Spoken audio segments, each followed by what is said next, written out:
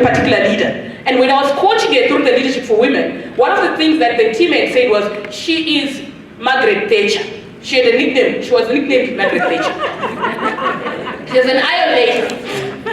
Right? She was a senior manager, but when things were not working, she was not afraid to go to the person at the bottom. Skipping all the, whatever of authority. Yeah, skipping all the managers, going right to the person at the bottom. So when we're discussing the Leadership for Women, in our Leadership for Women, we talked about her backstory. What is in her mind? What's going on? And she shared that when she was growing up, her mother and her father divorced. When they divorced, unfortunately, the father was the one who had to pack the bags and leave, so that she could stay in the house with the children. But when the father packed the bags, I think out of anger and shame, she was standing outside. She was only 15. And the father said to her, because your mother has chased me, I will not be surprised if I see you at the corner of the street selling your body. Oh. So to her, receiving that from her father, she made a vow. She said, never. She worked hard, got a bursary, got into university through bursary, got a job into the bank, rose up the bank very quickly. But now she was stuck at the senior level. Because the fear that had carried her to that level was not going to take her further. So fear has limits. Fear is what? Limits. Fear is what? Limits. So now she was being ineffective, because now when things are not happening at the floor, it's not about the work that needs to get done. It's not about the contribution of that person. It's not about where that person is in terms of their attitude and skills to be able to be developed. But it's about, you are going to let me down. And I don't want to be the person who's standing in the street. It's the mind. She's not sitting and thinking about it. It's sitting in the subconscious mind, and it's directing her behavior. So when things were not happening, the fear she had was not about the deliverables. It was about her to say, if things don't work, I'm going to be the person standing in the street. Am I speaking to somebody? Yes. Are you aware of how your backstory has shaped the way you are leading? Yes. Yes. Do you see when your backstory interferes with your leadership effectiveness? But do you also see when your backstory causes you unnecessary and undue stress? Because obviously when you start thinking about that, the level of stress through the roof, isn't it? Yeah. Okay? You're no longer focusing on what needs to get done. The vision, where we are taking people, you're not being pulled by the vision, you're being pushed by the fear from the back. Yeah. So it's easy to lose direction and focus. Yeah. Am I making any sense? Yes. Causing unnecessary and undue stress. So what is your story? What is in your mind? You're not just a body. What is the leadership story you tell on a daily basis? The level of stress you experience daily is based on the story you tell daily. What do you say about things? What do you say about your circumstances? What do you say about where you've been? What do you say about where you're going? What do you say about other people?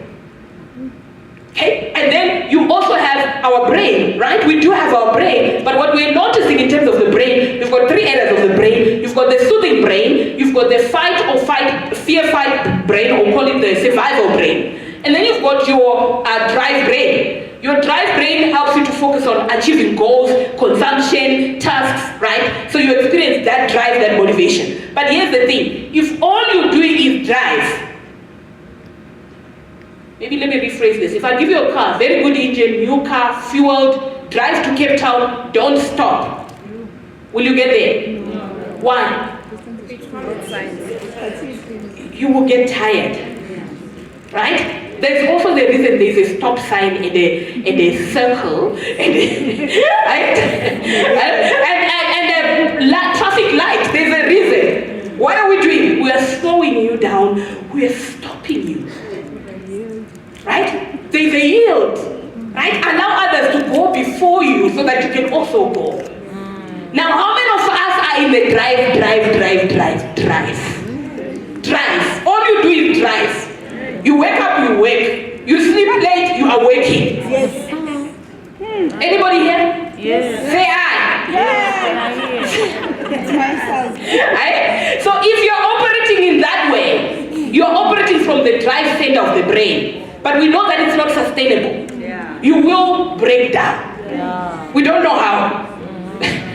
But if you keep going the way you're going to break down. That's certain. It is certain. Okay, now you also have the survival brain. The survival brain is for protection. We're constantly scanning our environment. Am I safe? Am I safe? Am I safe? Am I safe? Right? But now when all you're doing is working, because your body is not wired to work, your own lifestyle, your own habit of working can start to be a threat to yourself. Did that make sense? So you start to experience anxiety from within and you can't explain why. Self-destruction. You can destroy yourself, basically, you can, right? So you start to experience the threats, the fears, because you're not resting, right? Your nervous system is overstimulated. Yeah, it's over-functioning. There's no rest. So you start to generate on self-anxiety on your own. It's not even the environment. Yes, the environment now, because when you're anxious, you attract anxiety as well, but you also send out anxiety. What do they say? 60 to 70% of a work team's temperament is influenced by the emotional input of the leader. Did you hear me correctly? 60 to 70% of a work team's temperament is influenced by the emotional input of the leader. Not what you know, not what you do, but how you feel. As soon as you enter the school gate, you determine the emotional climate of that school. If there's animosity in your school, check yourself. Am I making any sense? Yeah. Check yourself. If you are a mother or a parent, if the mother or the father has animosity in the house, what do you see with the children? What do you see? You can see instability. You basically can see instability, isn't it? Right? And then we have the soothing part of the brain. The soothing part of the brain says rest, reflect, heal. So here's the thing. We get hurt in relationships and we get healed in relationships. Right? So I wish I could say, when we are here, we can avoid all hate. We can avoid all disappointment. No, it's not possible. But we need time to heal, so that we are not carrying with us unclosed emotional cases. Did I make any sense? Since that person did something 2 years ago, you're still holding on to it. So you mean you have got an unclosed emotional what? We've heard about baggage. You've heard about baggage, isn't it? I talked about backstory earlier on. Can you see? Baggage is an unclosed emotional case. So the question becomes, how many unclosed emotional cases are you carrying around with you that are contributing to your stress levels? Yeah? So the soothing says heal, reflect, rest. But now what we're seeing, remember I said there's empathy crisis. What we're seeing is people are not engaging their soothing brain. They're not soothing. We're not resting, we're not healing, right? We're not repairing, we're not reflecting. We keep going. So what happens? We are not releasing the oxytocin, the trust hormone. In fact, the UK has actually come up with a supplement, the oxytocin. It's on Amazon. If you check for oxytocin tablets on something that is supposed to be happening naturally. Now we need to buy an oxytocin supplement. The same way we are buying sleep tablets. Am I making any sense? Where are we going as humans? Do we need a reset button? We do. We do. So if you're not resting, your empathy levels are low, your oxytocin levels are low. So when you say to your team, I'm caring, but what they pick vibrationally is something else. Did that make sense? Sometimes you don't need to open your mouth. People can pick the vibrational frequency. Energy doesn't lie. She says energy doesn't lie. It's not mine. It's mine. It's her liner. Okay. So that is the brain. The question becomes 3 parts of the brain: the drive, the threat, and the soothing system. Where are you operating from as a leader? Drive. And I wish I could say if we're driving, we're achieving our results. Research is showing that. In as much as we're putting in more hours, we are actually regressing. We are not productive. We're doing less. 3 minutes or 5.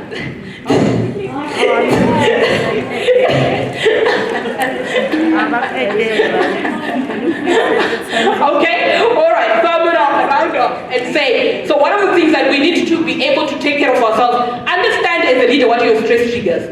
And remember, if we call it a trigger, a gun does not trigger if it's empty. Right? No gun, you can't pull an empty gun. So if you're being triggered, it means it's inside. What is inside that needs to be worked on so that you can release your stress levels? Does that make sense? Okay, emotions. We need to master our emotions. Yes. Master how to manage your own emotions. Don't allow the environment to shape your emotions or trigger you as an individual. Yes. Right? Soothing allows you to generate different emotions like curiosity, like empathy. Right? So spend more time or dedicate time for rest. Dedicate time for engaging your soothing brain so that you can actually be able to function at a higher level and reduce stress as a leader. So very important, but also total person model. So when we work a lot, we neglect other parts of our life.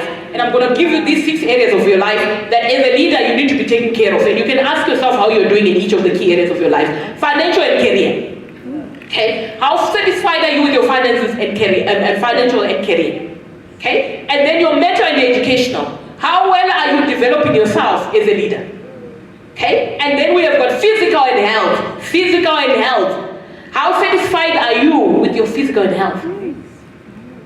Okay, are you carrying around, what do they say? 1 in 3 women carry some pain tablet in their handbag. Must we do a quick search?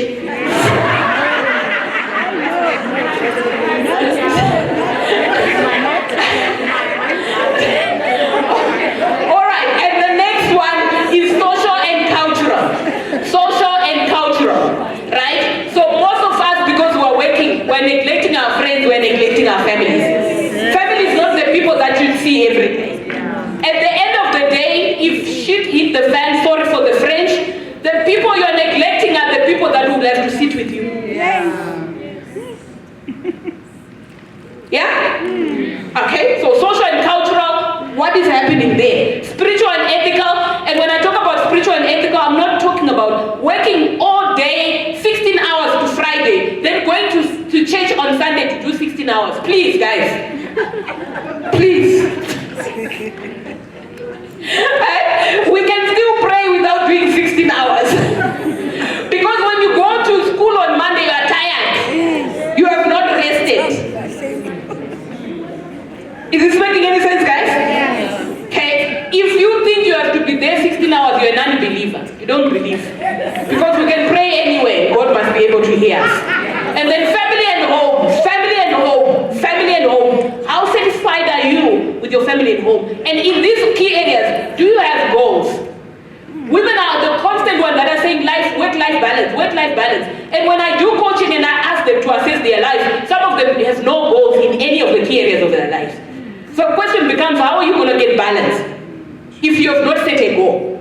There's no balance, isn't it? You are going to gravitate towards where there is structure. Work is structure. Your personal life, other areas, you need to determine what the structure is.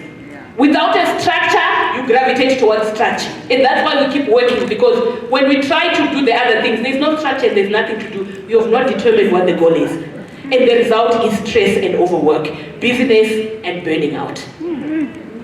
Okay, thank you very much. Thank you.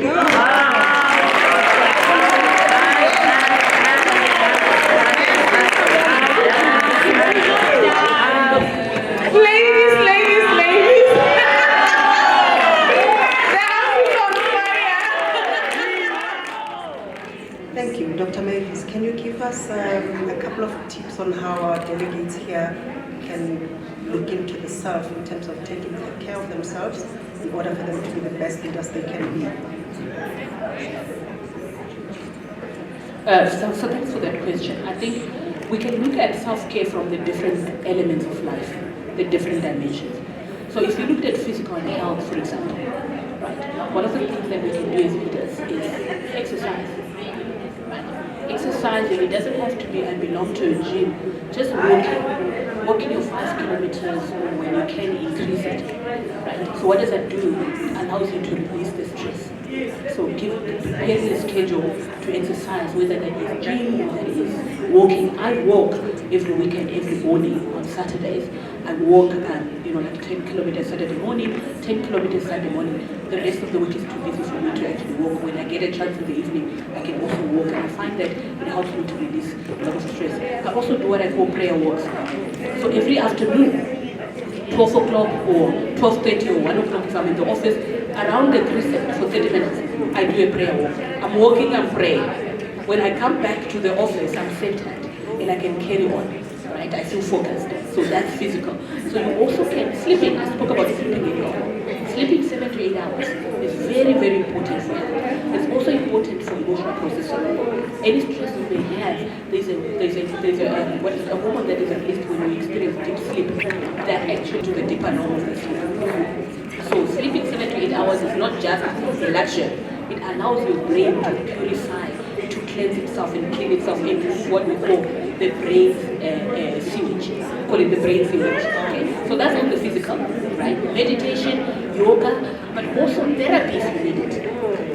Let's normalize going to therapy. If you know that you have stress that's not going away, it's probably because you're unable to process some emotions you have. And you're going to need help to process them. So normalize counseling or therapy. Go sit as a leader. It's no longer a lecture. Coaching, getting a coach. Because as a leader, there's so many things that we're going through. Right? So when you sit with a coach, we see that people that have coaching, they're managing stress better. They are more productive, they get things better, they're not procrastinating, because procrastinating itself can be stressful. Right? You know you should have done this, but you haven't done it. Right? Delegation is another thing. I always ask leaders, they say, what is your hourly rate, cost to cover?